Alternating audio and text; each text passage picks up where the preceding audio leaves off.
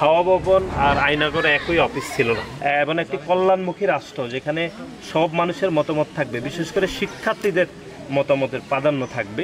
উনি সবসময়, ওনার দল সবসময় নারীদের শিক্ষা উন্নয়নে অতীতে যেরকম কাজ করেছে ভবিষ্যতেও ইনশাল্লাহ করবে। আপনাদের যে মতামত সেটি হওয়া উচিত। তাদের রাজনীতি করার কোনো অধিকার বাংলাদেশে আসলে নেই, এটির বিষয়ে আপনাদের সচেতন থাকা উচিত।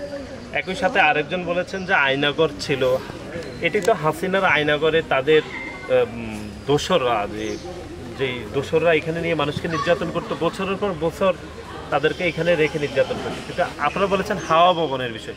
হাওয়া ভবন তো একটা অফিস। আমি যদি এখানে একটা অফিস খুলি, এখানে আপনারা এসে আমার মতামত দিতে পারবেন, আপনাদের সমস্যা নিয়ে কথা বলতে পারবেন, বিভিন্ন বিষয়াদি থাকবে, সেরকম একটা অফিস ছিল।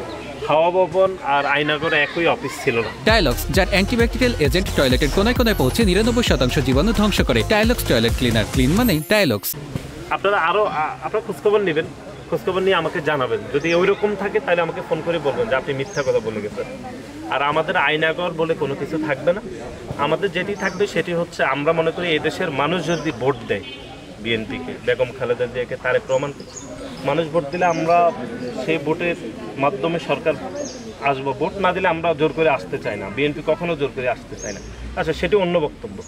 আর একই সাথে সাথে আমাদের যেটি বক্তব্য হচ্ছে সেটি হচ্ছে 5ই আগস্টে যে ছাত্র জনতার যে গণ অভ্যুত্থান হয়েছে, আপনারা সবাই অংশগ্রহণ করেছেন। এখানে সব শ্রেণীর মানুষ অংশগ্রহণ করেছে। গ্রামের একদম প্রত্যন্ত এলাকার স্কুলের বাচ্চারাও অংশগ্রহণ করে, চোখ হারিয়ে ফেলেছে, গুলিবিদ্ধ হয়ে মারা গেছে। বিশ্ববিদ্যালয়ের শিক্ষার্থীরাও করেছে, কলেজের শিক্ষার্থীরা করেছে, মাদ্রাসার শিক্ষার্থীরা করেছে, শ্রমিক করেছে, স্কুলের শিক্ষক, ব্যাংকার, আমলা, আর্মি অফিসার, পুলিশ অফিসার, রিক্সাওয়ালা সবাই এখানে অংশগ্রহণ করেছে। এখন এই যে এই 5 তারিখের পরে বিশেষ করে ছাত্র রাজনীতি নিয়ে কথাবার্তা হচ্ছে, যে ছাত্র রাজনীতি বন্ধ করে দেওয়া উচিত অনেকে বলছে, আবার অনেকে বলছে না, ছাত্র রাজনীতি বন্ধ সমাধান হবে না, কারণ ছাত্র রাজনীতি বন্ধ করলে আবার এই শেখ হাসিনার মতো প্যাসিস্টটা আবার ক্ষমতায় চলে আসতে পারে। তো সেজন্য অনেকে বলছে যে একটা ইতিবাচক রাজনীতি।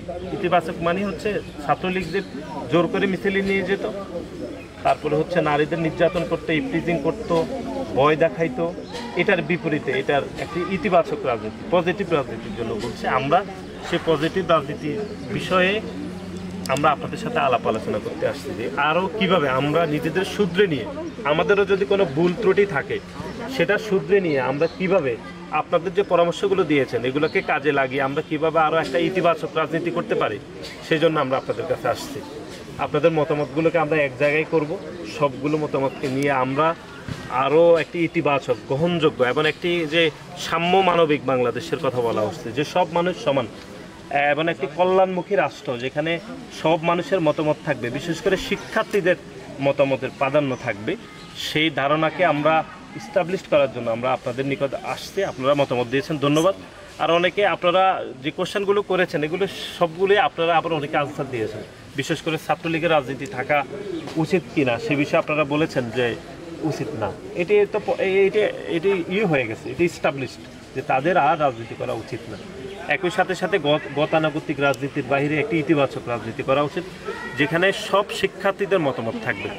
আর আরও 2-1 জন বলেছেন যে এখন নারীদের শিক্ষা উন্নয়নে সরকার যা করছে আমরা করব কিনা। ইনশাল্লাহ 1991 সালে সর্বপ্রথম আমাদের এই আপনারা সবাই ছিলেন দেশনেত্রী বেগম খালেদা জিয়া, উনি প্রধানমন্ত্রী ছিলেন, উনি প্রথম মেয়েদের শিক্ষাবৃত্তি প্রচলন করেছিলেন এবং নারীদের বাধ্যতামূলক, যে তখনকার সময় 91 সাল পর্যন্ত যে 10ম শ্রেণীতে মানে এসএসসি পরীক্ষা পর্যন্ত পড়তে হবে বাধ্যতামূলক করেছিলেন।